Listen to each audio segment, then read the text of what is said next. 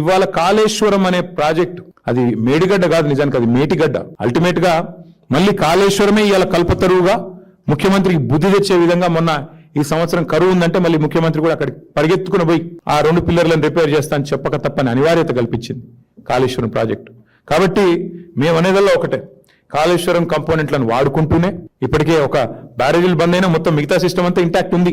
దానిలోకెళ్ళి హైదరాబాద్ కు మూసీ ప్రాజెక్టు మంచి నీళ్లు తెస్తా అని ఈయనే చెప్తాడు, 20 టీఎంసీల నీళ్లు. అందులోకెళ్ళే అక్కడ పక్కన ఆలేరు అట్లాగే భువనగిరికి నీళ్లు ఇచ్చే బస్వాపూర్ కు నీళ్లు ఇక్కడ నుంచే పోతాయి, గంధమల్లకు బస్వాపూర్ కు.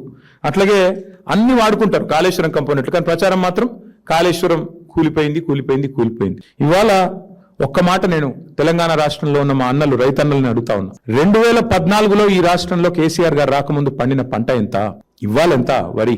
ఒక్కసారి ఆలోచన చేయండి, ఎక్కడి నుంచి వచ్చింది అదంతా? 2014లో ఆనాడు సాగునీటి విస్తీర్ణం ఎంత, ఈ రోజు ఎంత? ఆ రోజు 24 లక్షల మెట్రిక్ టన్నుల ధాన్యం సేకరిస్తే మేము దిగిపోయినాడు 1.5 కోటి మెట్రిక్ టన్నుల ధాన్యం సేకరించాం. అట్లాగే ఆ రోజు సాగునీటి విస్తీర్ణం 1,31 లక్షల ఎకరాలు ఉంటే 2023 నాటికి 2.2 కోట్ల ఎకరాలు చేరుకున్న మాట వాస్తవం కాదా? ఇది కాళేశ్వరం మాత్యం కాదా? అట్లాగే ఇంకా విచిత్రమైన విషయం, ఏ ప్రభుత్వం అయితే ఈ బ్యారేజ్ ఎందుకు పనికిరాదని చెప్తుందో అదే ప్రభుత్వం మరి రోజు తుమ్మిడేటి నుంచి సుందిళ్లకు నీళ్లు ఎత్తిపోస్తామని చెప్పి వాళ్ళే చెప్తా ఉన్నారంటే దీన్ని బట్టి అర్థం చేసుకోవచ్చు ఎన్ని రకాల ప్రచారాలు, ఎన్ని రకాల చిల్లర మాటలు.